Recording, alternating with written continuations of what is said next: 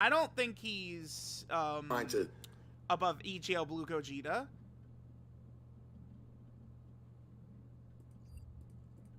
big you and little me. And homie, we not having that. We not having that. I don't give a fuck. We not having that, homie. Straight up. I don't know nothing about you, and I ain't never knocked nothing. This Marion, nigga. Omarion.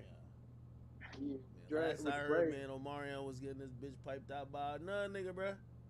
His group mate. That's how. I don't know if I could do that. All right, oh, here That's we how go. Nigga will ever get a tattoo. Honestly. Never seen you I as that type of wasn't. dude, right? And then when I seen it, I said, oh shit, okay, that's dope. But I'm thinking we cool enough also that I'm not gonna post it, right? Because No, I appreciate you. nigga, Like genuinely, I got. did you just put on a pair of gloves, nigga? This nigga Bro. about to murder a nigga. Oh, lit. What the hell? All right, man. Oh, damn. And I'm like, nah.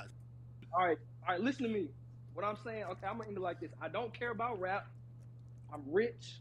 Ain't no nigga talking shit about me, up shit on me, and I'm gonna leave it at that. And that's just my piece. I love you, Yo, nigga. You where my you nigga. going at 1 a.m., nigga? The flight ain't till 8 a.m., bro. Where you going, bro? Bro, I gotta handle something, bro. I'm saying, bro, you really stalling. That's what I'm saying. I love you, bro. Nigga, we could walk and talk. It's called FaceTime. Yo, ugly Look, guy. this is what, like I said, everything else extra, bro. I want to speak my piece. Yeah, I'm not broke. All right, hold on. All right. Yo. So could I correct something too? So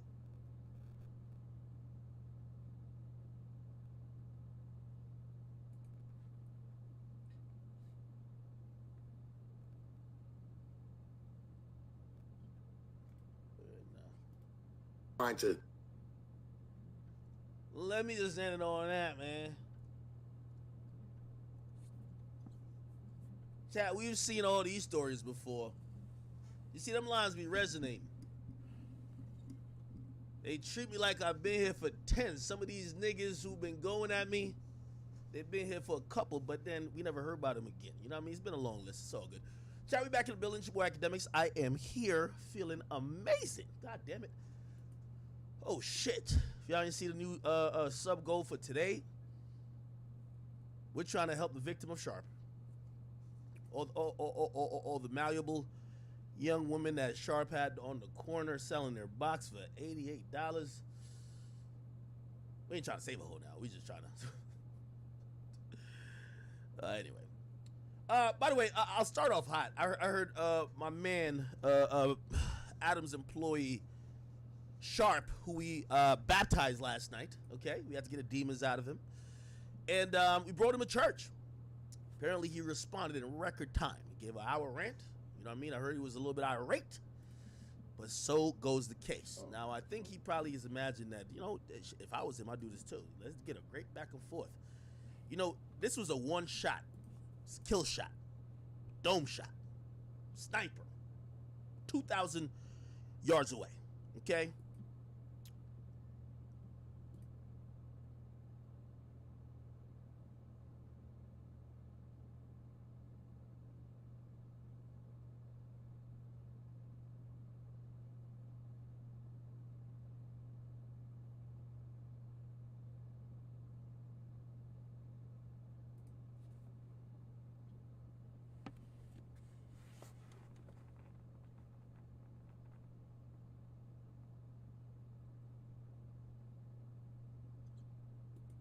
Facts or cap, who's too high, who's too low.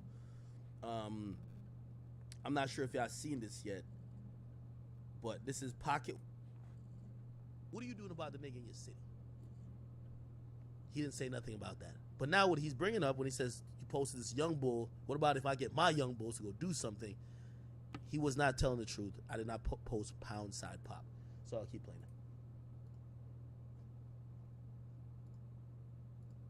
Niggas is getting killed when you posting NBA and them and Quando and them, then you posting OTF and all that. You better understand what you doing. I watch your posts. We could go right to your page. You got one of them niggas and then you got Dirk under that. It's like y'all inciting that shit and selling it. Let's go look at the page right now. I'll show it to you. That's exactly what I was saying, bro. I could go show you for verbatim what I'm talking about without even looking at your page, bro. I mean, I personally don't think that situation is inciting, but you're still not. Like before we get to that, and I love to get to that.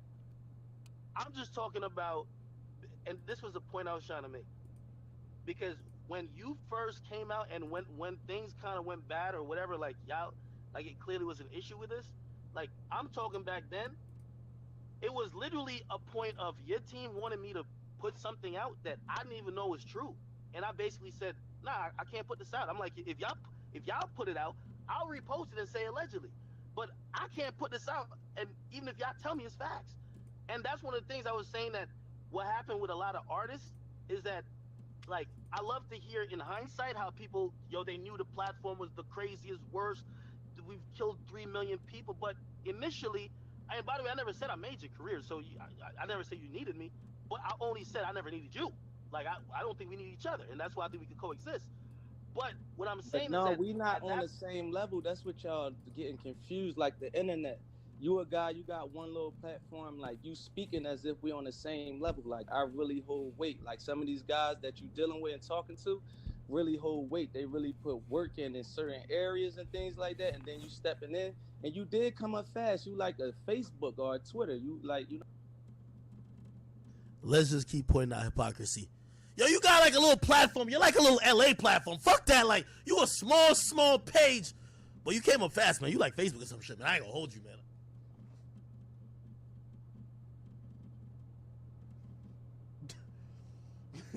What do we... you got a lot of fans, but it's still a difference when you stepping into these zones, speaking as if you in this same area. Get into all that. Like I don't even understand that shit. Like when I post shit, I try to call him out on it. I said, yo, well, your team tried to send me stuff about another artist, and if you're saying that my platform incites stuff, if you...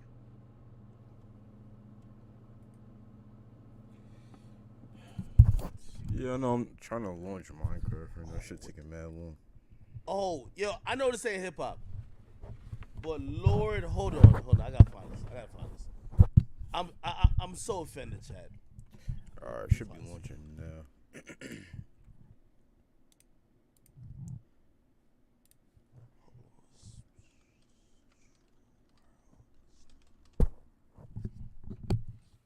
Here we go.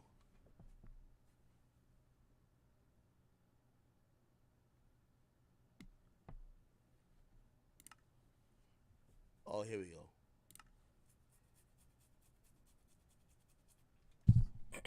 What you fucking with today? This fucking idiot, man.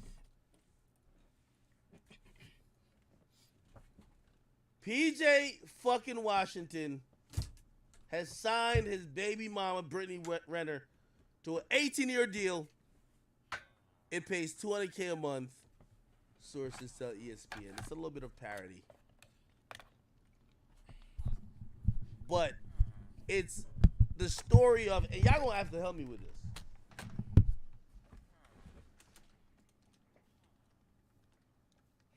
So this chick, Brittany Renner, known thought. She paid for her own.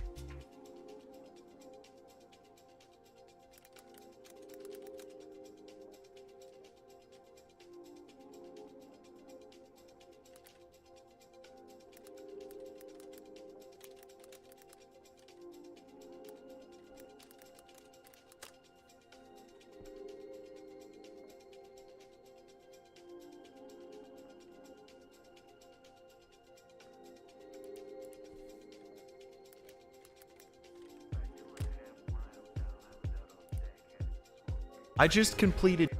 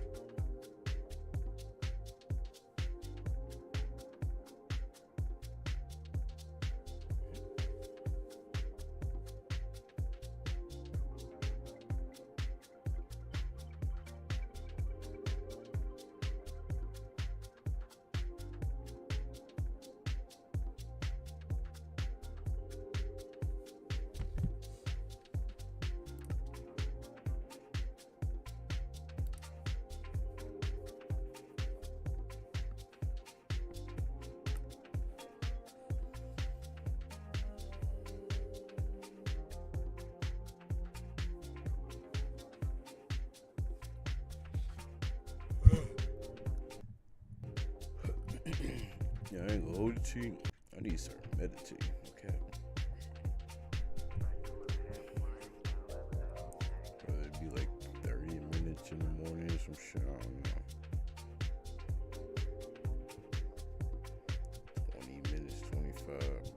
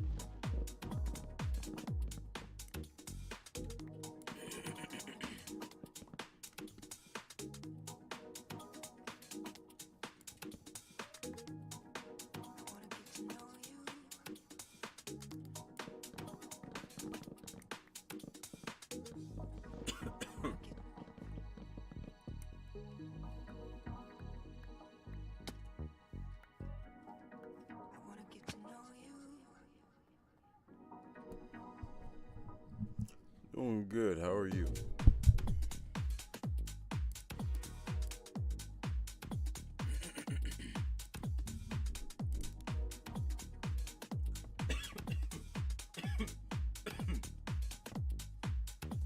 Holy.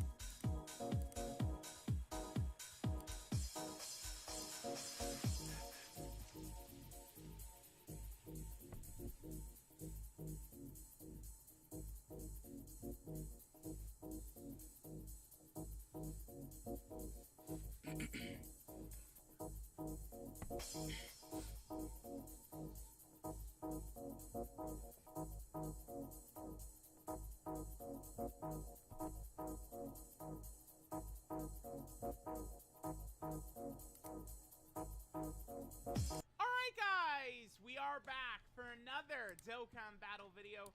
So we're looking at the other EZA, a surprise EZA. We have SDR Super Boo here. Now this is a pretty complex character, because he has 3 different transformations he could take, and you're gonna get one of those based upon, like, what your HP... Actually, can we go to his, like, little thing, the little button at the top, and let me take a look at that? So that's still 80 to 100%, 50... So the transformation conditions are exactly the same. Yep, okay. So on turn 5, you'll turn into Boo Ultimate Gohan, Boo Gotenks, or Boo Piccolo based upon the HP threshold. I think I probably would like Boo Piccolo the best, potentially. But he's going to be, I think, the toughest one to get out. Basically, the way this...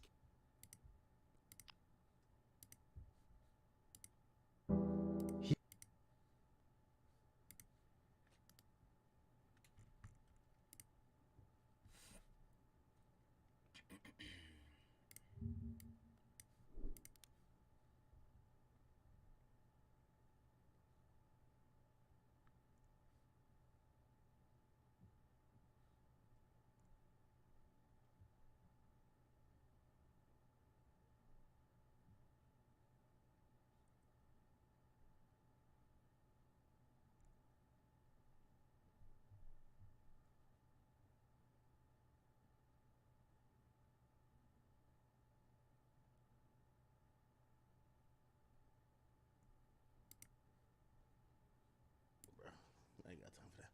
All right. Anyway, Charlie Sloth, I seen he was going viral a little bit. You know, I posted him. He was talking about rappers who was backing down. He went viral for saying that there was a rapper. Let's see if I can find it. Okay. I can't find shit on Google. If I don't go to I'm trying to find the full versions. I should just go to my page, even though it has a shorter version.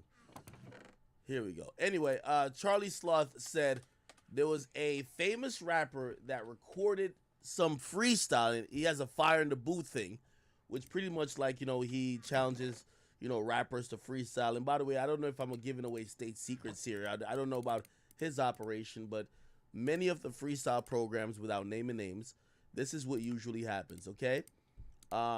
They basically let the person freestyle and pick the beat. It's not random beats. If it's a sequence of beats, because some people might want to rap for 6 minutes and switch up beats, they pick the order of the beat, even if it's a live DJ mixing it. A lot of times, what will happen is they'll record multiple takes, and they'll even sometimes cut in between to make the artist look good. They're not trying to embarrass people. At this point, no rapper needs to freestyle to prove shit. And it really helps probably the media entity or personality more. Unless I guess it's a certain type of rapper where, maybe if they rap and went viral, they could really help promote their shit. But, yeah, that's just what it is. You know what I mean? Somebody said he said it on Fresh and... Who said it on Fresh and Fair? What are you talking about?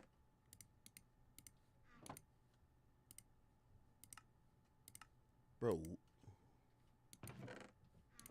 Nigga, DJ Envy was not on Fresh and Fit, nigga. Could you stop it, bro? Yo, Pellas, you gotta chill, bro. DJ Envy was not on Fresh and Fit. Chill.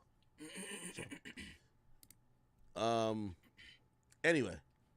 So, essentially, Drake went on Fire in the Booth, I believe, before. Lil Baby went on Fire in the Booth, I believe, before. And and by the way, I've talked to people with freestyle shows.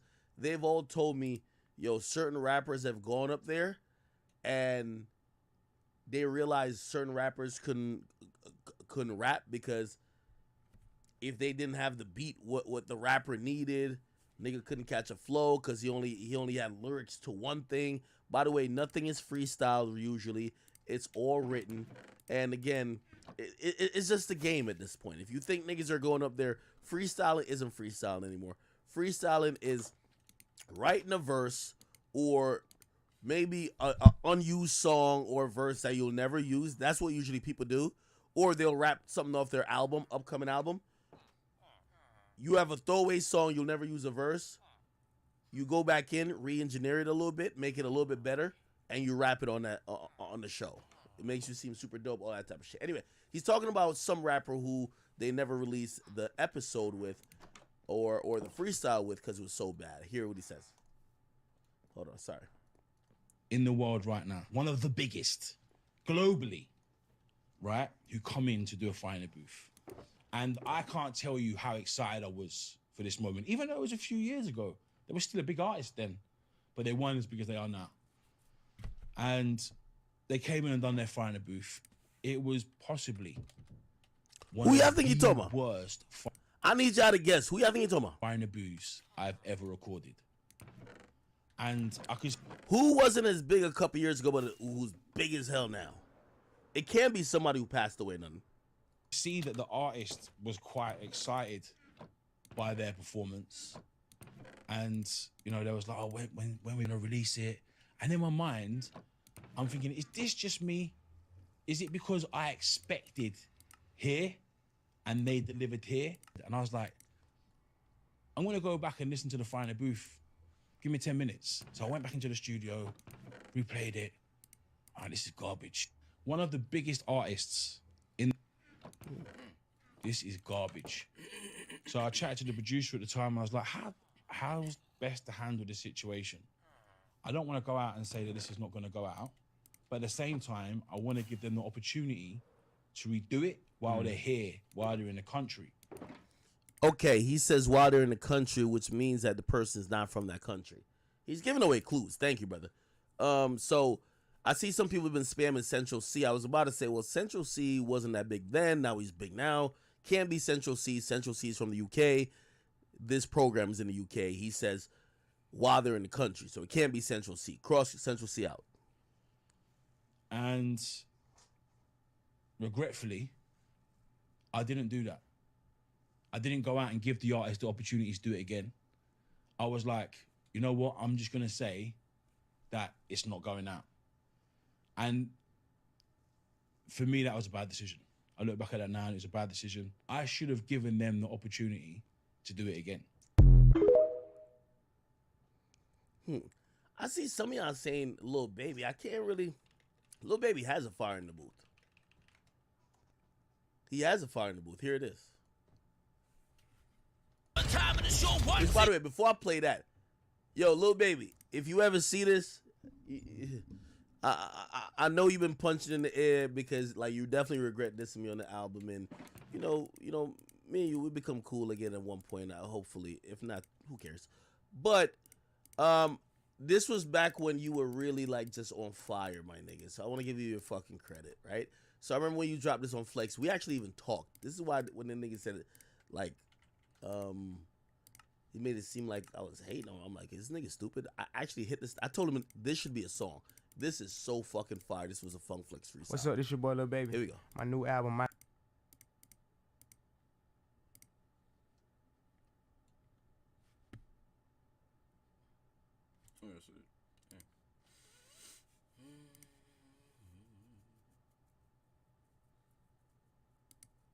Like, I know you. Known you for a little while now, right? I'm not gonna do anything, no matter what people say about you, no matter what the narrative is, I'm not gonna do anything to publicly disrespect you. Even if that would make money or have content or whatever. I'm not gonna do anything to publicly disrespect you. Because for somebody like myself, there's no content that will be worth me making you look bad, right? And what people are looking at with the situation with No Jumper is anybody that would like have a personal relationship with someone, not even a personal relationship, even a personal respect. Like, what's the level to which you would be willing to make somebody that you say you fuck with look bad for content? And that changes people's opinion, and really that could hurt your brand. It's one thing that if people think that you're going to go as far as you can. But if people really start to think you a scummy, slimy, whatever, I'm not saying people will run away from No Jumper, but it would change their opinion of Adam, and I guarantee you he don't want that. I guarantee you he feels uncomfortable with his whole Reddit fucking flaming him up, with the whole internet. Like, what happened to House Phone, bro? That's too far, man. That's beyond the level of what you should have to go through for content. You feel me? Hold on. Why? And I'm asking this. This is like I see. You see, this is why. You know what I mean. You know, I had to drop 60 on that fool Sharp. You know what I mean? Like, don't start no narratives about me, no passive aggressive. I get at people directly. Anyway, I'll definitely say this. The reason I'm saying why is just like, you know, I think people want to feel outraged. Like, let me tell you this. And I guarantee whether it's going to be on social media, people like you, on Twitter, whether the Reddit, whether it's going to be his YouTube audience, there's going to be people who want House Phone to be more outraged than he probably will end up being. Now, here's the reason why I'm not, like, you know, I said it when people were coming to me. They were running to me like I was the fucking savior. Like, I was like, you know what I mean? Like, Captain Save-A-Pod. Like, you know what I mean? Like, yo, get him! Get Adam! Save the employees. And I'm like, bro, Adam is the same person that we know from the same couple from 4 years ago. I don't think genuinely he's a horrible person. I do think he lacks certain sensibilities, but that's always been him. And if you know him more than me, and you watch me, I'm not working with him daily, and the same thing happening 3 years later, I basically pointed out 3 years ago. What are we supposed to take from this? And why the fuck would I be surprised when this happens again? By the way, I also don't believe he did it purposely, so I won't put that on him. But if his sensibilities lack, because listen, I'm watching this conversation, and I said on my stream, I said, bro, all he needs to do is just kind of back up and say, bro, listen, you helped me build this thing. I'm sorry. I would never sacrifice you for content. It was an honest mistake. And you know what? I'm not going to blame an editor. I'm not going to blame anyone else. I should have never even put this out. I'm sorry. And like, if he had said that, bro, I think people are looking for the humanity. I think just from time and time again, we haven't seen that from Adam, and I don't think it means he's a bad person. It's just that everybody looks at things a little bit different. You know what I mean? Like when I see Fucking certain cold, things mate. Yo, that might Tio, be join Discord. triggering to my emotional, like my emotional heartstrings. To some people, they might be like, "Nigga, you a bitch." You get what I mean? So to them, it might not matter. I think. Adam is just, he has his own type of way of dealing with things, and his sensibilities is different. But here's the thing. I think all the people who have worked with him know this. They know this. Like, why would you expect the fucking zebra to change his stripes and the ninth inning? But this is what I'm saying, though. I mean, you said why.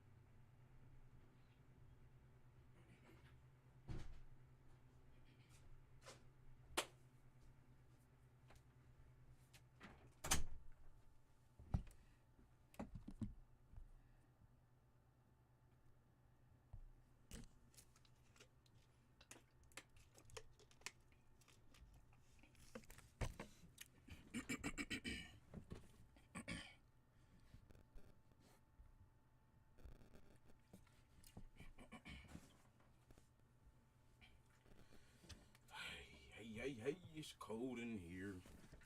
Why the fuck is it cold in my room, bro? And that is a bot in the chat, just people.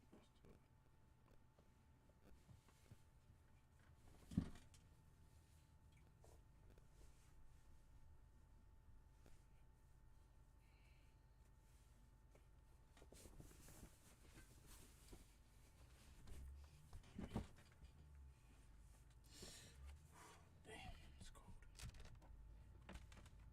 Why, right? You said why. Why is that across the line? Because I would expect, right? Unless you're submitting to something that speaks otherwise, I would expect a level of personal privacy from my workplace. And I want people to understand because, you know, we're looking around and we're looking at content creation houses and people like yourself that have their own operations where it's really just you. But I hope people don't get it fucked up. No Jumper is a workplace. And there are California workplace laws. I would assume the people there are under contracts. And there are California workplace laws that I'm sure have weight and value in terms of the way things go at No Jumper. Your personal privacy and who you are and what you are, there has to be a line. Unless you're submitting to that, like unless you're going on to a situation and you're saying, hey, whoever I fucked in 2015, you can talk about it no matter who it is, whatever I've done, whatever dope I've done, whatever situations I've been through, I'm consenting that you can do all of that. If not, there's a certain expectation that your workplace will not breach your personal privacy. And with something like that, no matter what people think, their sensibilities around the particular issue or the relationship that House Phone had that could be deeply injurious to who he is, right? Like people keep saying, people talk about suicide, like if you were quote unquote outed, and I don't want to run afoul of any community, like that really fucks people's lives up if they're not comfortable being seen in a certain light. So you gotta dial it back a little bit. That's a clear fucking line, bro. A clear line in terms of your workplace, even as a media company. As a media company, like exposing things about people's private lives in that sense, that's stuff that my old shop wouldn't even do. Okay. They wouldn't. Go ahead. Yeah. And I would respond to that by saying this, right? I think you're right, and you're obviously right. But here's the thing, right? And just like as you mentioned, like it's a workplace. Like I used the example previously. I don't know if it was this stream or maybe a stream before. I said, if this was Google, how would things go down, right? Like if you worked at Google and you got spit on, that's a lawsuit. If you worked at Google and your coworker challenged you to a fade outside, that's somebody getting fired. If you're working at Google and you're sitting on a couch and a nigga's nose just get bloody because he gets a barrage of a 15 Little Reese combo, that's a problem. But it's not Google, okay? And again, not saying it's right, but just like how, and I'm using an analogy, that one cop, that police department from, I think it's like Tennessee, where all 5 or 6 of them niggas was running a train on that one cop? You know that? You heard the story? Yeah. The girl. Yeah. So in their environment, they were playing wet t-shirt contests. You know what I mean? Spin the bottle, get a little head before you head out in the squad car. That was the environment. You know who it took to fuck it up? One square who just ain't want to get his dick sucked. He snitched like a motherfucker. But he snitched like a motherfucker. What you just said though is the important thing. What you just said is it took one person to fuck it up. If you work at a place, right, and you don't get me wrong, like if you work in a place where somebody is saying that they want to catch a fade with you, or somebody beat somebody else up, or if you're accepting of all of that stuff, if you're into all of that stuff, like for example, if you work, between Lush and Flacco, if Lush goes to Adam and says, "Yo, I'm gonna sue No Jumper for putting me in the situation where one of my coworkers wants to beat me up, unless you guys fire Flacco," they gotta fire Flacco. If if somebody else is in a dip now, the thing that's happening with No Jumper is it's this weird street ethic that's blending into what goes on in a professional setting. If everybody's going along with it, that's fine. If they work in a place where they fucking sell their beefs by catching the fade and the whatever outside, Hey. that's fine. It's fine. Let me say this. It's fine, act, until somebody doesn't want to do it. Right? You're right.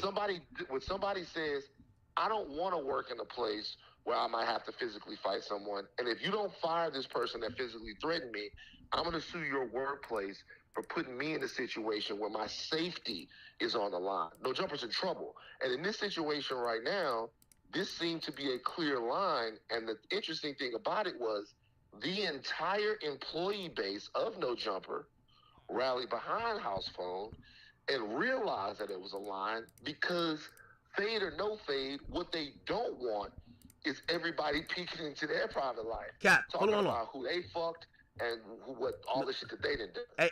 Hey, listen. I'm gonna introduce a term, but really, it might be a cousins or partly related to this next term. If you ever heard of Stockholm syndrome, I'm gonna call it, yes, sir, master syndrome. Let me tell you this. I knew you was about to say something disrespectful. No, I'm being honest with you.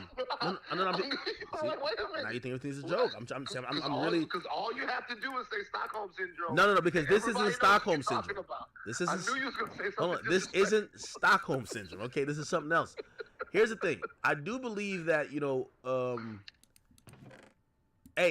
this situation is kind of like different because put it like this: what are the options for House Phone? The audience might be gassing them like, yo, no, you should quit and we're gonna support you. When have we seen that work? They told Rory and Millie Mall they should quit. Them bum ass niggas is damn near homeless now, okay? Listen, you gotta stay where you at. Well, and you know it. They podcast doing well. And That's cap, anyway, nigga. move on. Well, I don't even want to talk about it. Hold on. So hear what I'm saying. Move on, bro. All right, hold on. No, I guess. So hear what I'm saying. The situation become exasperated by the fact that are there viable options if you're sick of this? You know what I mean? For who? Huh? For who? For House Phone? Yeah. What's the viable option? I mean, I don't know. If he comes to social media, first of all, they live in LA, my nigga. They're gonna call you a bitch. You're probably gonna get DP'd on the set. So look. And actually, the DP you might get two different DPs. I can't speak on what his options would be. I do know that back on Fig and Community, I know that those are places right now, the Ace Boys, all of that have movements that are growing. So I'm assuming that if House Phone didn't want to be with No Jumper anymore, that he has enough of a fan base that he can either start something on his own, do interviews or whatever, or go to one of those other No Jumper adjacent sort of places. This is why I hate you. And at least, hold on, and at least be able to make a living doing it. I'm assuming that that's the thing. This is why I hate you. If you're telling me this bullshit, it's not bullshit. I'm just saying you're asking. You don't know what he could do. No. This hold on. We do know. Hold on. This type of rhetoric. This type of rhetoric simplifies and actually devalues what Adam has done. Why? So what Adam has done, and people like me have done, we have worked our ass off to create a platform, and even what Joe Budden did, worked his ass off to create a platform. And when you say, "Oh, just go make your own," it sounds good. But you know what the problem? Listen, hold on. There's similarities that run.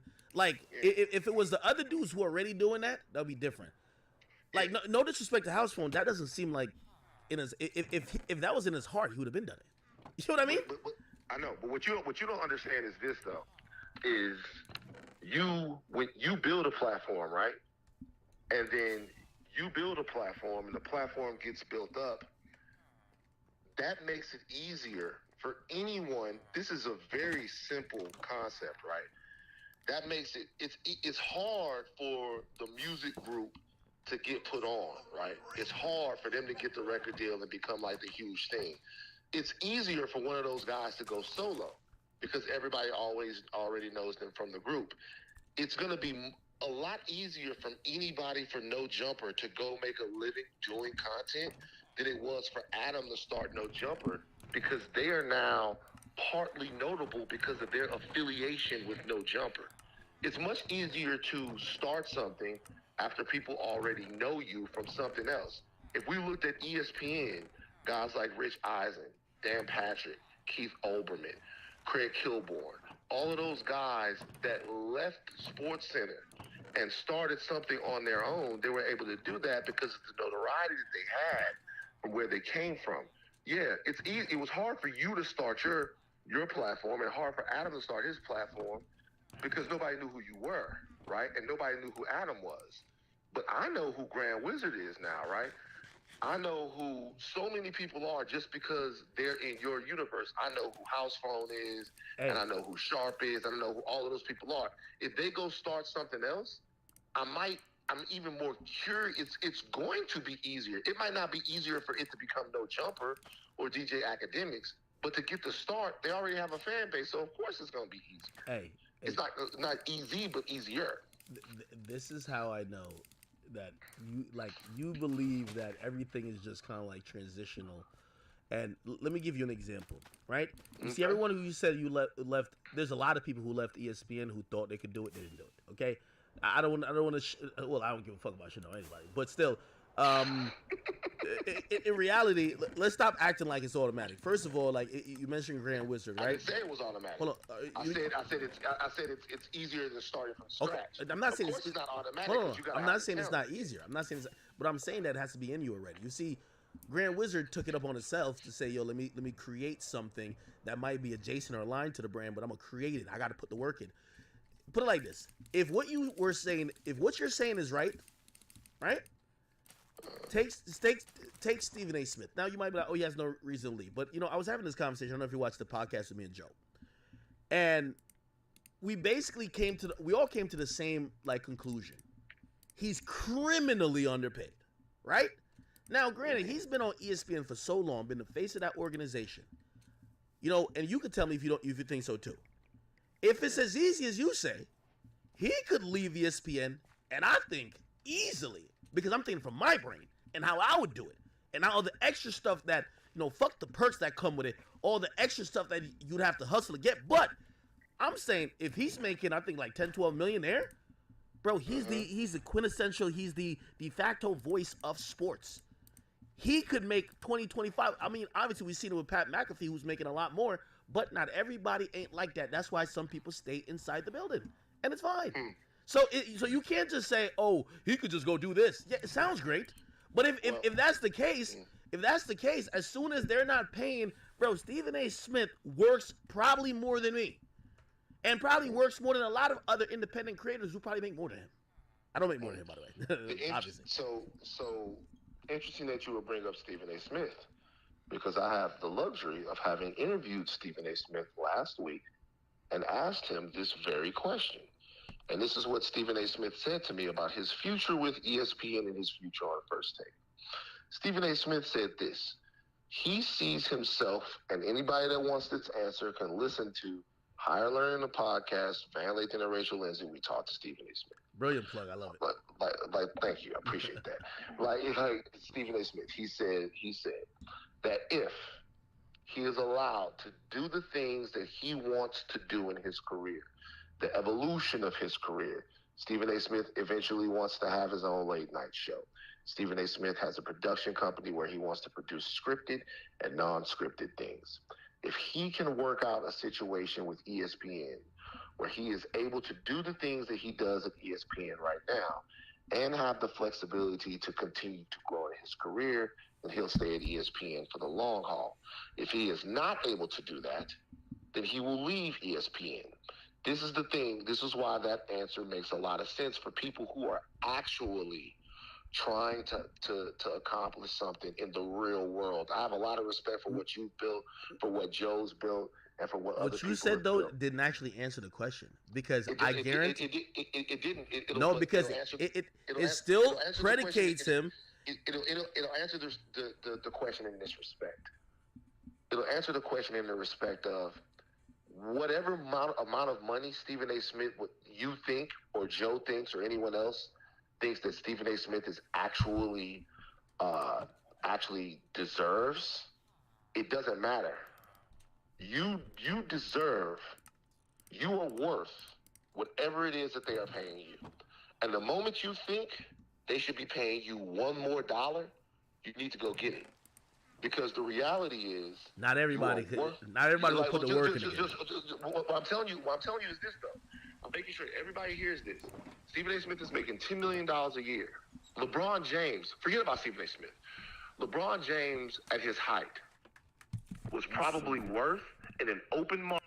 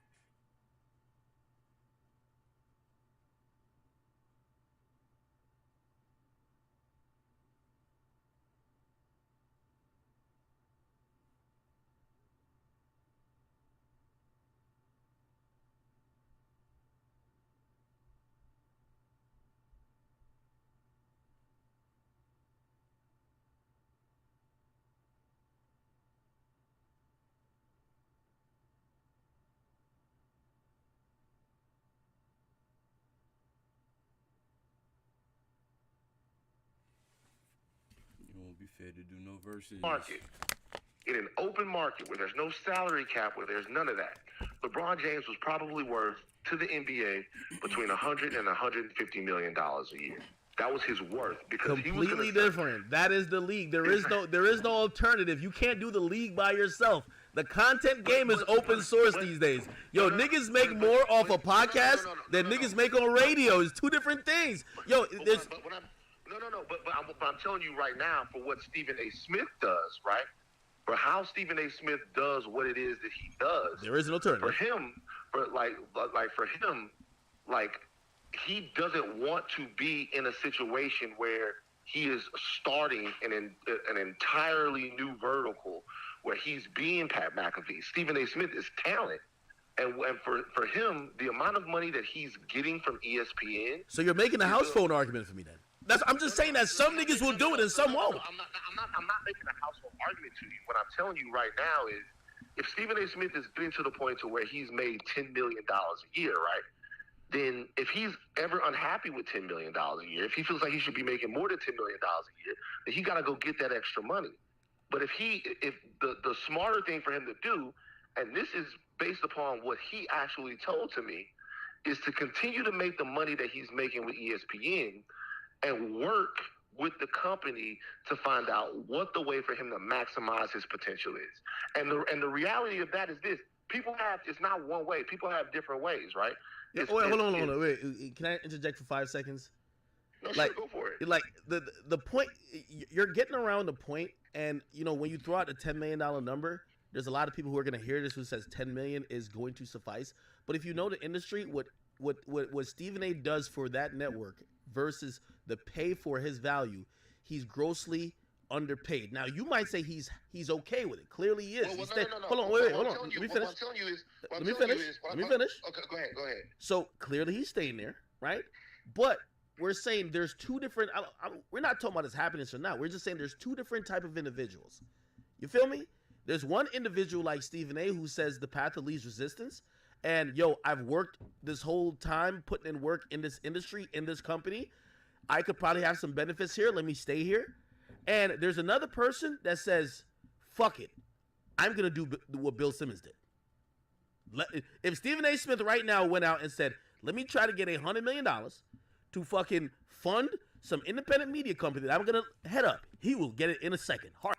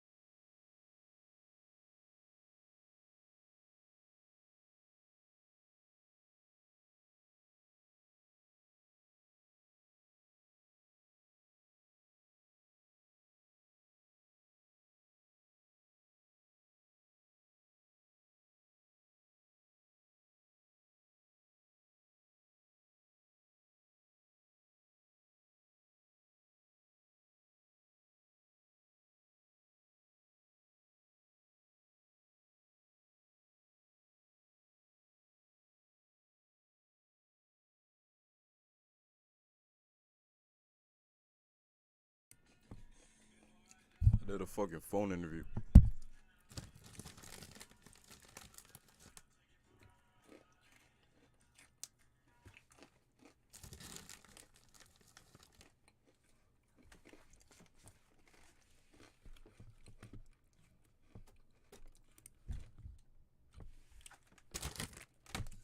I'll be back though. Hold up.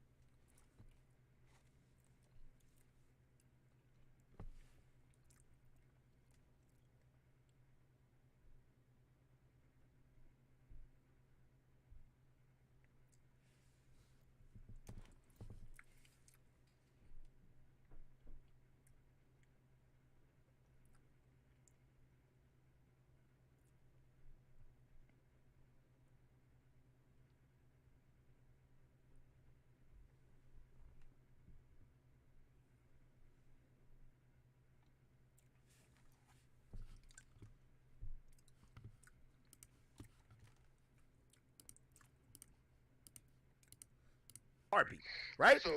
However, it would require a little bit more elbow grease. Probably he's in a routine, and there's nothing wrong with it. I'm not trying to shame him at all. This is why when you say that, house phone has all these options, not everybody thinks like that, brother. Not everybody thinks, let's go build something. I know, but understand though, what you're talking about, you're skipping over something I just said about Stephen. Go ahead. What I said about Stephen A. Smith is talent. Okay, you mentioned Bill, who I work with, right? Understand what happened. Understand what happened for Bill to go start his own thing. Bill went and started his own thing because his business relationship with ESPN was severed. It was severed, right? It wasn't like Bill goes, oh, okay. Like Bill was the man at ESPN. He was not quite what Stephen A. Smith is now, but he was the man at ESPN. That business relationship was severed. So when the business relationship was severed, Bill had a successful podcast. He had a vertical there that he had with a lot of people. He took those talented people. He said, we're going to go start something of our own, and we're going to build that up. And when we build that up, we're not going to go back into that machine. There are other people, even Skip Bayless, when he left ESPN, he went to another network. If you're telling me right now that Stephen A. Smith, who spent his entire career as a journalist and then an on-air talent, at 50-some years old is going to go start a podcast media company, he said that he wants to do that, and he is prepared to do that. But at the same time, if you listen to the interview, he's been doing what he's doing now since he was 31 years old. Yeah. So he has a lot of equity in a lot. You talk about elbow grease. Let me finish. Hold on. Let me finish. You talk about elbow grease. It took a hell of a lot of elbow grease for him to get to where he is right now. And the only thing I'm saying is all of this stuff, everything that we're talking about, it's about how you see yourself. Hold on. Can I respond to that point, though? Can I respond to that point? Yeah. So you're right. And again, I'm not saying anything. He can do what he wants. I'm just saying when you just say, house phone. First of all, house phone's putting a lot of elbow grease at No Jumper. And by the way, he has less leverage and less to show for it than Stephen A. Smith, who probably says, "Hey, I'm getting $10 million. Why leave?" If we've seen this with Rory and Mealy Mall, and I'm not trying to go back to that situation. If you think that house phone, who hasn't done other things on the side to that extent, is in a better position to leave, you're tripping, my nigga. Like, bro, like not everybody could just leave and go build some shit. Wait. You have to understand. I'm not talking in absolutes. What I'm saying is that house phone would have been in a better position to leave No Jumper now than he would have been had he. Okay, put it to you like this. Had house phone leaving No Jumper now to start a separate thing, obviously, common sense will tell you he's in a better position to do that now, having been at No Jumper for the last 7 years, than he would be if he had never been there. So what I'm saying is, while it might have been a better decision for house phone to stay with No Jumper, it wasn't his only option. It was just the best option. And it was by far the best option. Like, I know. There was really no other option. But look, Hold on. Once again, though, I can't even tell you. You're making an assumption, but I can't even tell you. You're making an assumption that house phone just had like absolutely zero worth if he left No Jumper. No, hold on. Yo, Van. Number one, I know you're highly intelligent. Now you're highly educated, okay? But a lot of times when we do get into these conversations, I think sometimes you're highly misinformed. I don't know if you watched the clip tonight. Like Adam actually said to him, "Bro, you stop showing up. You stop." If that's irrelevant. Hold on, no, it is relevant, and let me make the point. It's irrelevant because while he wasn't at this point at his job, he barely wanted to show up. What faith would you have that this nigga is gonna just leave and build some successful shit, even to whatever point that he's getting paid now? That's what I'm trying to say. Yo, if the motivation's low at the job, you think this thing is just gonna be like, yo, the fucking like Steve Jobs or Elon Musk? No. That's not the point, though. Bro, he barely want to show up to work. No, what you're talking about now are sort of levels of success. No, you can't conjecture that. There's no way to know how successful something that he started on his own would be. That's not what I'm talking about. What I'm talking about is whether or not Part of success is actually showing up and putting in work. Just listen. What I'm talking about is whether or not it would be viable, right? Whether or not it was a viable option. There's plenty of people that leave plenty of things that are in better positions than households. You know how many famous people have started podcasts, like super famous people have started podcasts and the podcast flop? People that you would think would never have problems make. In front of you, would you be like, man, I fell down to my knees when the law came. And I don't even eat ribs, gang.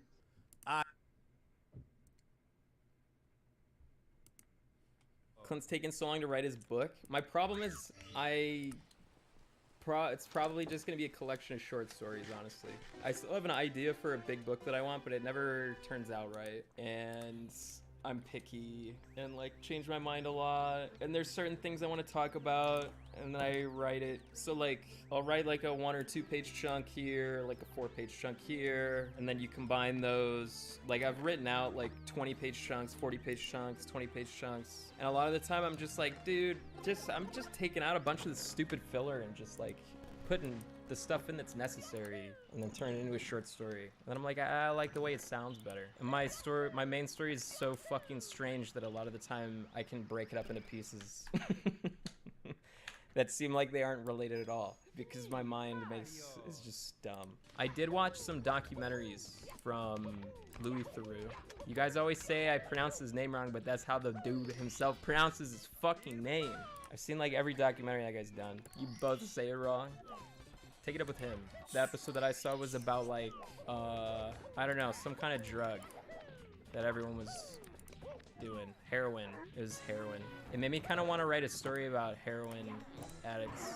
So I wrote like a couple pages about heroin addict. And I was like, damn, dude, this is sick. But I don't know enough about heroin to really like understand what the hell I'm doing, even though I've seen a documentary. I need someone that knows. So that's when I was like, hey, Chuck, do you still use Twitter? And he was like, yeah.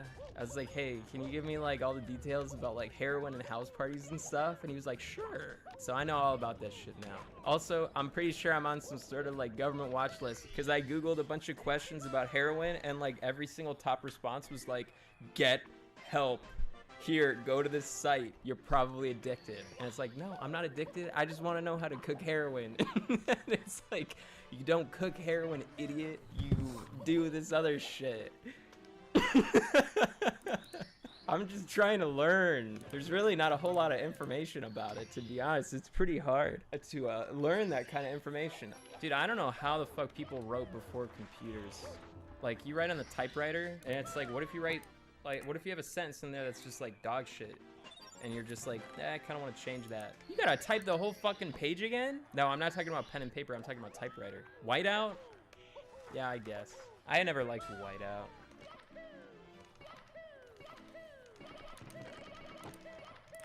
This'll work.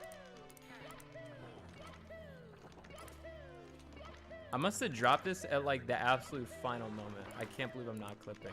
I'm not giving up.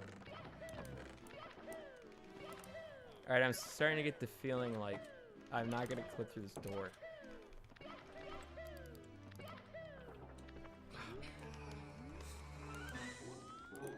Sometimes it does work after like 20 jumps, but I mean that moment was pretty bad. Or it was pretty obvious that it wasn't gonna work. Should I continue this to the end or start again?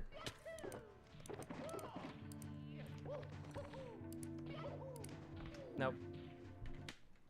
I'll do one more. I'm doing canonless. Alright, one more. Just one more though. Your mic sounds 99% better than most podcasts. Weird. It's not, so like most people use the Shure mic. I use AT2035. What mixer? OBS? Chat, what does he mean? I have a red box thing that I plug it into that goes in my computer. I want a compressor for my mic, and someone told me that it's just a bag of air you buy from Walmart, which just sounds fake. It can't be right. But yeah, my mic definitely like peaks and stuff sometimes. Like I just saw the peak thing come up. I'd like a compressor, but I feel like everyone's trolling me when I ask about it. But the OBS filter isn't like, oh my God. I want like a real compressor. Stop talking so loud. I can't help it. Just, I'll ask Chuck about it. Chuck will hook me up. Chuck convinced me to buy this Focusrite. I don't know what it's called exactly, or like what its purpose is, but like you plug the mic into it. And I used to have an issue with it where every 4 hours it would like break and turn my voice into a robot. Good times. I was like the same fucking spot as last time. All right, we'll do one more. Such a stupid spot to die. I'm on a retro tint right now. I like it. I don't even really notice the difference. Or like, oh shit. I still have my CRT and I'm wondering what the hell to do with it. It's big too. Wait, I'm not supposed to get that. Chat, what the fuck? Why did you let me do that?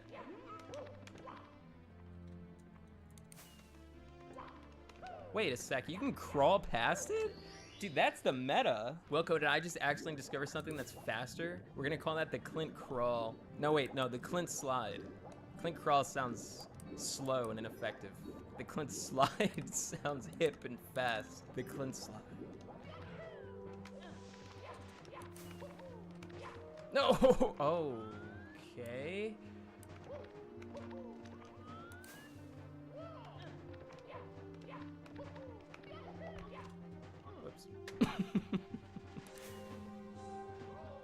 What can you do? Don't reset. Don't reset. Oh, you're getting a reset. I'll do one more, because that was actually kind of close. You look like you wear velour tracksuits to bed. What is a velour? What does that mean? I sleep in my underpants. Everything else is too hot and constricting. Do you sleep with your jocks? Dude, I bonk there every time. It's so easy to avoid too. What the fuck? I wear boxer briefs. I had a problem with my balls a long time ago because I wore boxers and I don't know, it's just caused problems for me. They told me that I shouldn't wear boxers anymore. I'm not gonna say the whole story. It depends. So like, boxers aren't good for you for a variety of reasons. You need some support, and boxers sometimes ride up on you. So boxer briefs are watching good a YouTube video because right now, also if you wear straight up whitey tighties, I don't know how it you sounds like right lose now, sperm count. I've heard if you wear whitey tighties, you actually cannot have kids. It's that damaging. Like, you just sterilize yourself. But for short periods of time, wearing more constricting stuff is fine. Like, I was wearing a jock strap for a while. Dude, every dad in the 80s and 90s wore whitey tighties. It may lower count, but it doesn't sterilize you. I was gonna say that person's lying, but they have a check mark, I think, so they might be right, and I might be wrong. Because the doctor recommended I wear a jock strap. That's why I wear a jock strap. I don't fight with the doctor. Jock straps are kind of cool. The first time I wore it, there was like this pocket in the front, and I thought that's where I was supposed to put my penis or something, but it clearly just wasn't working. I think that's where you're supposed to put the cup if you were to wear a cup, but also it's just like a pocket you can put stuff in. Like you could put like credit cards or your phone or whatever. It don't matter. No, I'm serious. Also, I wanted a more breathable jock strap, which unfortunately, if you look up breathable jock straps, you mostly just get like gay men things. You know, what's the term? Like gay men lingerie, basically. I don't want to try and look sexy. I'm just trying to feel more, you know, I just want more breathability. In that B-Fuel video, I showed the jockstrap that I bought. I don't think I really wore that one very much. I was wearing a different one. No, I showed it, not as I was wearing it. You experience, oh shit. I'm getting really annoyed at how these runs are dying, which makes me want to do another one. But I mean, I have to imagine any way I kill a 16-star run, it's gonna upset me. Because it's gonna feel like, damn it, I just killed it on like an easy star that I should get every time. No. Alright, this is seriously the last run, and then I'm playing Ocarina of Time. Yeah, this run's fucked, unless I have like the greatest upstairs of all time. Embarrassing. Just embarrassing. Alright, I'm playing Ocarina of Time. I'm doing Randomizer.